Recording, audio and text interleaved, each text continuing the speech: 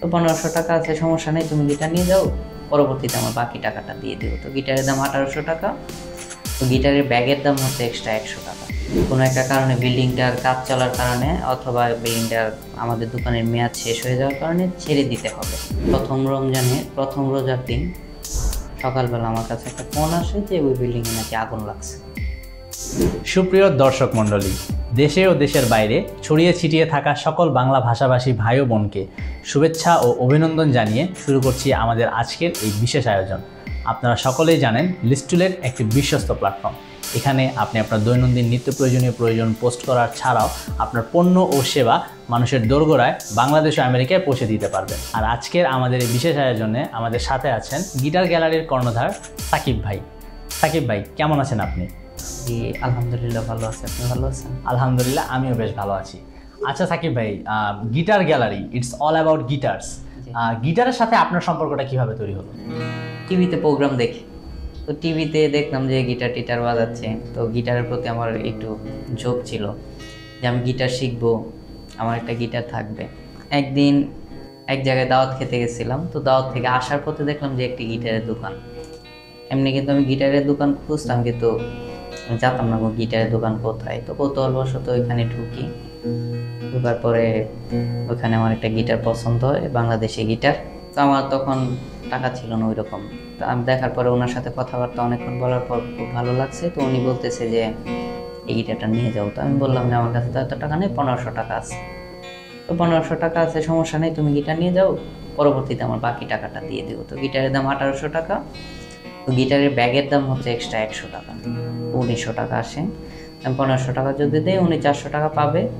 উনি বলতেছে যে দেওয়ার পরে যে তুমি এখন তোমার কাছে তো ভাড়া নিয়ে যাবো কীভাবে, এই 100 টাকাও নিয়ে যাও, বাকি টাকাটা পুরোটাই আমার পরে দিয়ে দিও।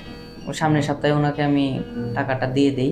আমি যখনই ওনার কাছে স্ট্রিংসের জন্য যাই, প্লেগটামের জন্য যাই, গিটার বাজানোর জন্য, অ্যাক্সেসরিজের জন্য যাই, প্রচুর ভিড় থাকে, মানে অনেকক্ষণ দাঁড়িয়ে থেকে ওনার কাছ থেকে প্রোডাক্ট নিতে হয়। তো মনে মনে ভাবলাম এই দোকানে এত ভিড় থাকে, আশেপাশে দোকানও নেই, এটা তো ব্যবসা সফল একটা ব্যবসা। আমি ওনার সাথে কথাবার্তা বলি। উনি আবার শিল্পকলা একাডেমি টিচার ছিলেন, উনিও ওই রকম সময় দিতে পারতেন না দোকানের মধ্যে। তো উনি বলতো যে টুকটাক সময় গেলে আমি ওনাকে হেল্প করতাম, সহযোগিতা করতাম কাস্টমারকে প্রোডাক্ট দেওয়ার জন্য। তো একদিন উনি বলে যে তুমি তো আমার দোকানে বসতে পারো, মাঝে মধ্যে সময় দিতে পারো। আমি বলছি যে আমিও তো স্টুডেন্ট, আমিও তো ওই রকম সময় দিতে পারি না।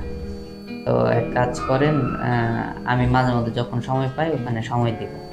তো আস্তে আস্তে আস্তে আস্তে একদিন বলতেছে যে তুমি এই ব্যবসাটাতে ইনভেস্ট করলেই তো পারো, তুমি এটাতে বসো, তুমি একটা হিস্সা নিয়ে যাবা, যেই টাকা প্রফিট হয়। তো আস্তে আস্তে ওনার সাথে আমি একটা ছোটোখাটো ইনভেস্ট করি। কোনো একটা কারণে বিল্ডিংটার কাজ চলার কারণে অথবা বিল্ডিংটার আমাদের দোকানের মেয়াদ শেষ হয়ে যাওয়ার কারণে ছেড়ে দিতে হবে। আমাদের নোটিশ দেয়, নোটিশ দেওয়ার পরে আমরা ওখান থেকে ছেড়ে দিই। তো 2 মাস আগে আমাদের 2 মাস টাইম দেওয়া হয়। তো এই 2 মাসে আমরা উত্তরাতে একটা দোকান পাই, উত্তরাতে একটা দোকান নেই, দোকানের নাম দেওয়া হয় সুরেলা মিউজিক। ওখানে আমাদের ভালো একটা আর্ন হয়। আর্ন হওয়ার পরে করোনা চলে আসে। উনি বলতেছে যে আমি এটা করব না, আমি সময় দিতে পারবো না একেবারে, এক কাজ করো, এটা তুমি রেখে দাও।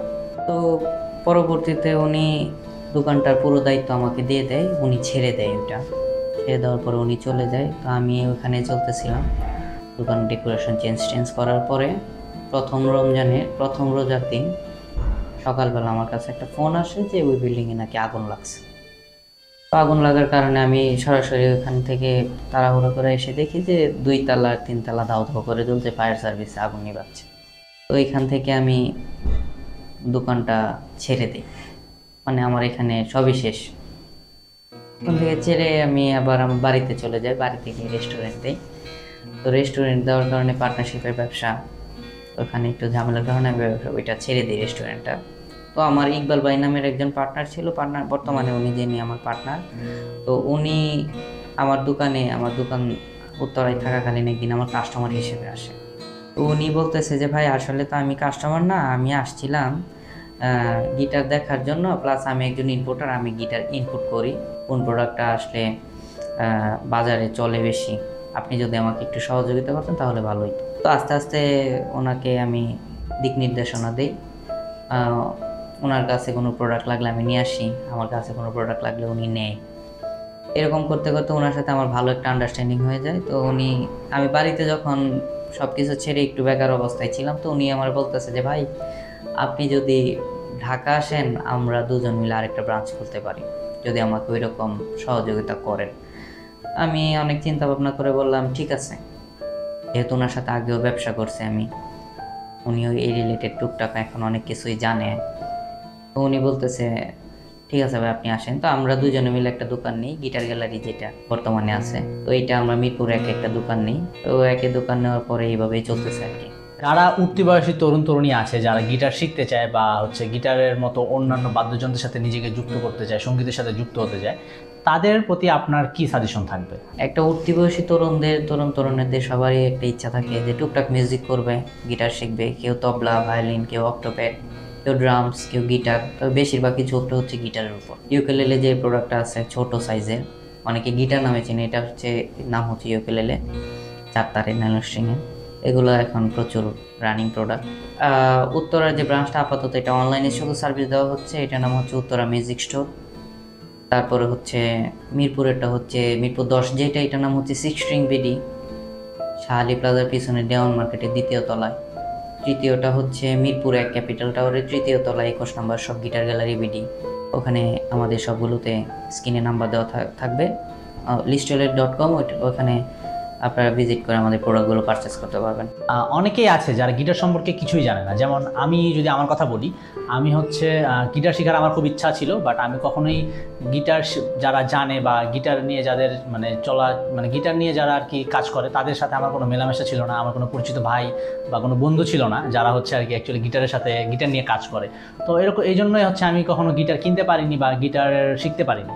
তো আমার মতো যারা আছে যারা আর কি গিটার সম্পর্কে কিছুই জানে না বা গিটার সম্পর্কে কিছুই বোঝে না, তাদেরকে আপনারা কীভাবে সহায়তা করেন? আমাদের বিভিন্ন পেজ বা গ্রুপে মেসেজ দিলে আমাদের একাডেমি আছে, একাডেমিতে ওনারা আমাদের সাথে যোগাযোগ করলে ওখানে শিখতে পারবে। প্লাস ইউটিউবে আমাদের অনেক টিউটোরিয়াল ভিডিও দেওয়া আছে, ওখান থেকে হাতে করে শিখতে পারবে।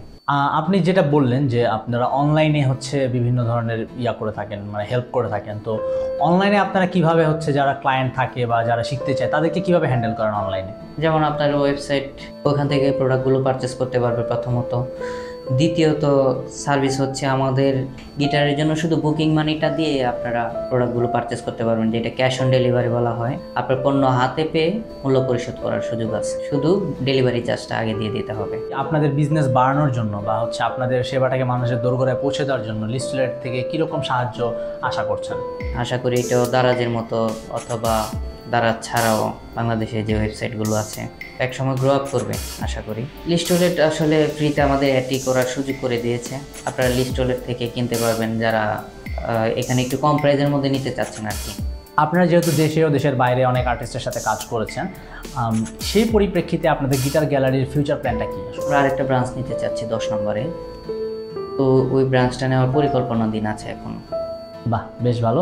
অনেক ধন্যবাদ সাকিব ভাই, আপনার সাথে কথা বলে অনেক ভালো লাগলো এবং আপনাকে অনেক ধন্যবাদ আপনার মহামূল্যবান সময় আমাদেরকে দেওয়ার জন্য।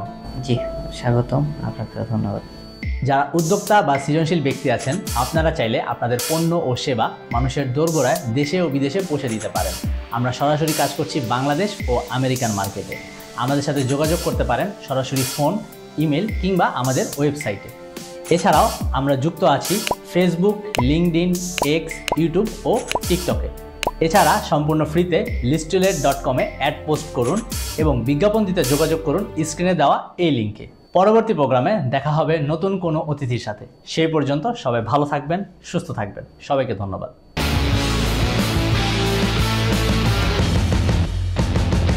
আপনার দৈনন্দিন প্রয়োজন খুঁজে পেতে নিতে দিতে ভিজিট করুন listtoilet.com।